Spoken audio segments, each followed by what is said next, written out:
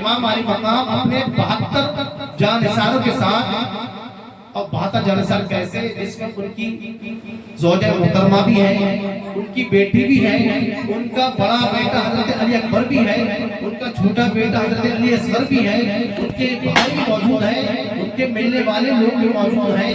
پھر بھی اور ایسے موقع پر کربلا کے میدان میں جاتے ہیں جس وقت میں دنیا کے حاجی لوگ کعبہ شریف میں حج کرنے کے لیے نکلتے ہیں.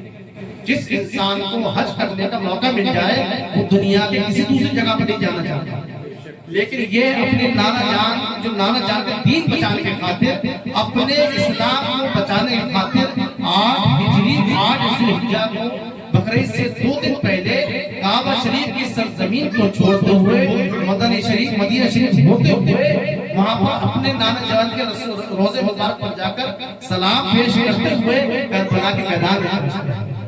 لوگوں نے بہت سے باتیں کری کہ مت جاؤ وہاں پر، ایسا ہوگا ویسا ہوگا، تمام طرح کی افواہیں اڑائی گئی، لیکن وہ اپنا دین بچانا تھا.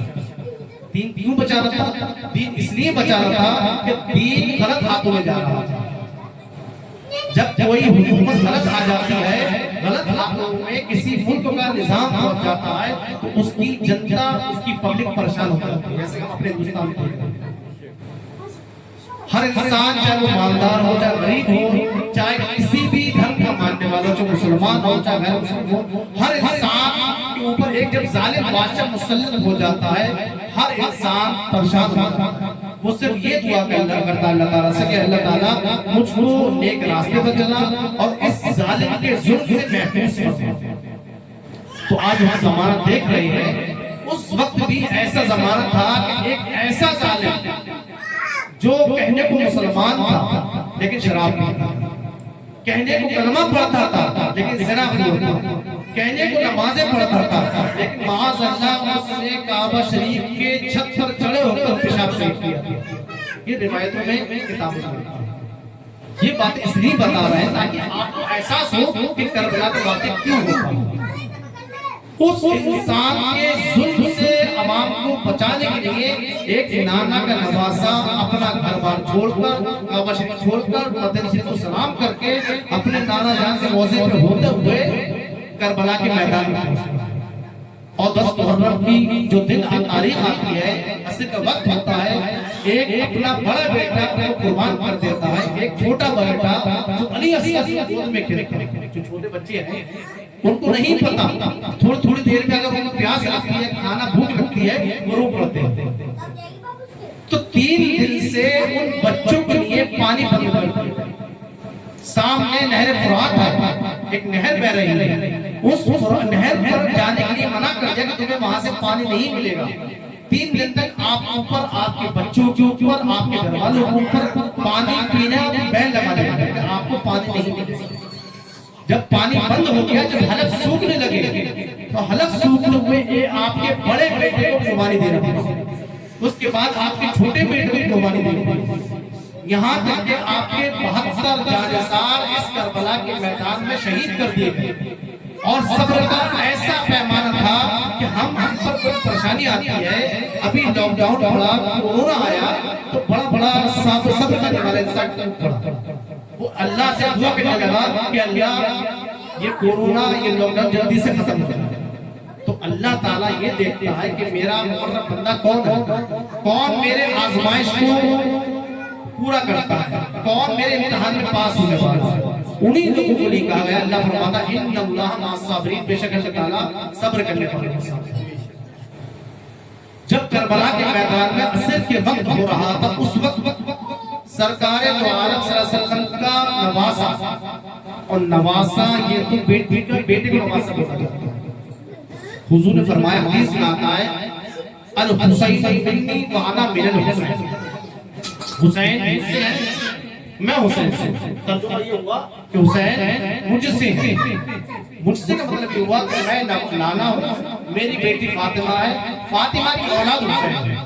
اس کا مطلب یہ ہوا پہلے نانا زندگی میں آئے، پھر ان کی بیٹی آئی، پھر ان کا بیٹا حسین پیدا ہوا.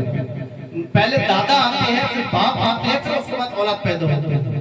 حضرت علی کا زمانہ پہلے تھا، امام حسین کا زمانہ بعد میں. امام حسن ان کے بڑے بھائی پہلے پیدا ہوئے، امام حسین بعد میں پیدا ہوئے. تو حدیث کا آدھا ترجمہ یہ ہوا الحسین منی، حسین مجھ سے ہے، پہلے میں زندگی میں آیا اس کے بعد حسین آیا، وَأَنَا مِنَ الْحُسَيْنِ، اور میں حسین سے ہوں۔ یہ کیسے ہو سکتا ہے بھئی؟ آپ سوال کر سکتے ہیں کہ نانا کے کا نواسا ہو سکتا ہے، لیکن نواسا بنا نانا کے نہیں ہوتا، پہلے نانا ہوگا پھر نواسا، ایسا نہیں کہ نواسا پہلے آتا ہے پھر نانا آتا ہے، ایسا نہیں ہوتا، پہلے پوتا ہے پھر دادا ہے، ایسا نہیں ہوتا، یہ دنیا کا رول ہے۔ حدیث میں آیا الحسین منی وانا من الحسین، حسین مجھ سے ہے، یعنی میرا دین جو ہے میں حسین تک پہنچا رہا ہوں، میرا جو کلمہ ہے میں حسین تک پہنچا رہا ہوں، میری جو نمازیں ہیں میں نے حسین تک پہنچا دیا، میری جو طاقتیں ہیں، میری جو کتاب ہے قرآن ہے میں حسین تک پہنچا ہوں، اللہ کی جو کتاب ہے وہ حسین سے میں محفوظ کر دیا۔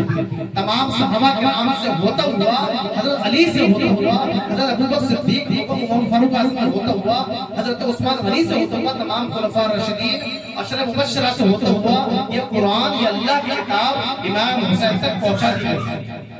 اب امام حسین کا جب زمانہ آتا ہے اس کتاب کو محفوظ کرنا ان کی ذمہ داری بنتی ہے، اس کتاب کی ذمہ داری بنتی ہے کہ امام حسین کو کتاب کی پوری ذمہ داری دی گئی کہ حسین تمہیں کعبے سے واپس جا کر کربلا کے میدان پہنچ کر اپنے خاندان کو لٹا کر اسلام کو بچانا پڑے گا۔ تو حدیث میں ہوا الحسین منی وانا من الحسین، حسین مجھ سے ہے اور میں حسین سے ہوں۔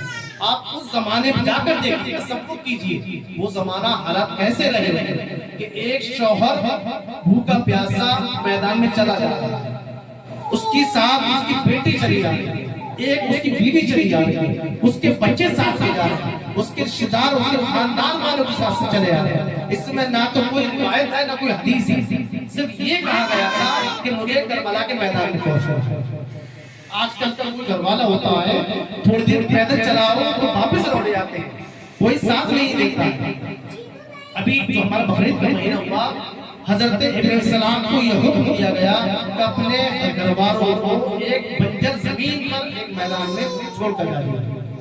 انہوں نے اللہ کا حکم مانا، بنا کسی سے مشورہ لیے آپ ایک زمین سے اٹھ کر مکہ شریف کی زمین پر پہنچ گیا، جہاں پر مکہ شریف بنا ہوا ہے۔ اس وقت مکہ شریف کعبہ شریف موجود نہیں تھی، طوفان نوح علیہ السلام کے طوفان آیا تھا، اس زمانے میں کعبہ شریف کی تمام دیواریں ٹوٹ چکی، صرف بنیادیں رہ گئی ہوئی دکھائی دیں۔ اس وقت کعبہ شریف موجود نہیں تھا، صرف فرشتے طواف کر رہے تھے۔ اس جگہ پر یہ کہا گیا کہ اپنے معصوم بچے کو، اپنی بیوی کو ایک بنجر زمین پر چھوڑا دو، آپ لے کر چلے۔ آپ کی بیوی نے پوچھا کہ یہ بتائیے آپ ایسی جگہ میں چھوڑ رہے ہیں جہاں پانی پینے کو نہیں ہے، جہاں سر چھپانے کو چھت نہیں ہے، ایسی جگہ آپ کیوں چھوڑ رہے ہیں؟ آپ نے کوئی جواب نہیں۔ آپ سے پھر پوچھا گیا کہ یہ بتائیے کہ آپ چھوڑ رہے ہیں یہ کیا اس میں اللہ نے حکم دیا ہے؟ تو آپ نے فرمایا ہاں یہ مجھے اللہ کو حکم دیا۔ تو اس زمانے میں ایک شوہر کی بیوی کا امتحان دیکھیے، اس زمانے میں اس شوہر کی بیوی نے یہ کہا اگر اللہ نے آپ کو حکم دیا ہے تو اس حکم کو میں بجا لاؤں گا۔ آج کل کی زمانے بیوی نہیں ہے جو اپنی مرضی سے اپنے شوہر کو چلاتا ہے، تو شوہر جو ہوتا ہے اللہ نے ان کو حکم دیا، وہ شوہر اتنا مرتبے والا جن کو خلیل اللہ کہا جاتا ہے، اللہ کا دوست کہا جاتا ہے۔ اب اس نے اپنے نوجوان جو معصوم بچے کو چھوڑ کر چلے گئے، اور وہ معصوم بچہ حضرت اسماعیل السلام ان کی قربانی پیش کی گئی، ان کو سب کو امتحان میں پاس کیا گیا، انہی کی ایڑی رگڑنے سے زمزم نکل کے آیا، تمام باتیں پوری ہوئی، وہیں پر وہ کھڑے ہو کے کعبہ شریف کی دیواریں مکمل ہوئی۔ یہ ایک قربانی تھی، اور یہی چیز آپ اس واقعے کا کربلا کے میدان میں حضرت امام علی مقام امام حسین کے پیچھے ان کی زوجہ محترمہ چلتی ہے، بنا کسی سوال کیے ان کی زوجہ محترمہ پہنچتی ہے، بنا سوال کیے ان کا 18 سال کا نوجوان بیٹا پہنچتا ہے۔ آج کا نوجوان جو بیٹا ہوتا ہے اپنے باپ کے سامنے سوال کرتا ہے کہ تم کس کی بات میں آتے ہو؟ وہ امام حسین کا بیٹا تھا علی اکبر، امام حسین کا چھوٹا بیٹا علی اصغر، ایک چھوٹا سا بچہ جو بھوکا پیاسا ہے اس کو اپنے ساتھ لے کر چل رہے ہیں۔ انہوں نے یہ تمام حالات کو مد نظر رکھتے ہوئے اپنے 72 جانشینوں کے ساتھ قربانی کی تھی۔ قربانی کیوں دی؟ الحسین منی وعن الحسین، اسلام میں نے حسین تک پہنچا دیا، اب اسلام کو بچانا میرا حسین کی ذمہ داری بنتی ہے۔ اب حسین نے جو ہم تک اسلام پہنچایا وہی اسلام حضرت غوث اعظم شیخ عبد القادر جیلانی لے کر آئے، وہی اسلام حضرت باعث مستعمی لے کر آئے، وہی اسلام اجمیر شریف میں حضرت خواجہ غریب نواز خواجہ محمود چشتی سمجھری سما جبر رحمۃ اللہ علیہ لے کر آئے۔ تو یہی بزرگان دین کا فیض ہے کہ اسلام آج ہمارے گھروں پر ہے، آج ہمارے بچے کلمہ پڑھ رہے ہیں، آج ہم الحمدللہ نماز پڑھتے ہیں، ہم مسلمان ہیں۔ اللہ کا لاکھ لاکھ شکر ادا کرنا چاہیے کہ ہم کھلی جگہ پر نماز پڑھتے ہیں، اور اللہ کا لاکھ شکر۔ اب آیت پر غور کیجیے، اللہ نے فرمایا فَاذْكُرُونِي أَذْكُرْكُمْ، تم میرا ذکر کرو میں تمہارا ذکر کروں۔ اب اللہ کا ذکر نبی نے کیا تو آج تک نبی علیہ السلام کو یاد کیا جاتا ہے۔ اللہ کا امتحان حضرت السلام نے پاس کیا، دنیا رہنے تک قیامت تک اس السلام کے نام پر قربان ہوتی رہے گی۔ حضرت محمد صلی اللہ علیہ وسلم کا نام محمد ہے، محمد کا مطلب ہوتا ہے جس کی سب سے زیادہ تعریف کی جائے۔ آسمان میں آپ کا نام احمد ہے، احمد کا مطلب یہ ہوتا ہے جس کی سب سے زیادہ تعریف کی جائے۔ جو اللہ کی سب سے زیادہ تعریف کرتا ہے وہ احمد ہوتا ہے، اور جس کی سب سے زیادہ اللہ تعریف کرتا ہے اسے محمد کہا جاتا ہے۔ محمد صلی اللہ علیہ وسلم نے اسلام جو پہنچایا ہے صحابہ کرام تک، صحابہ کرام سے امام حسین تک پہنچا، امام حسین سے لے کر تابعین تبع تابعین اور بزرگان دین سے آج ہمارا اسلام پہنچا۔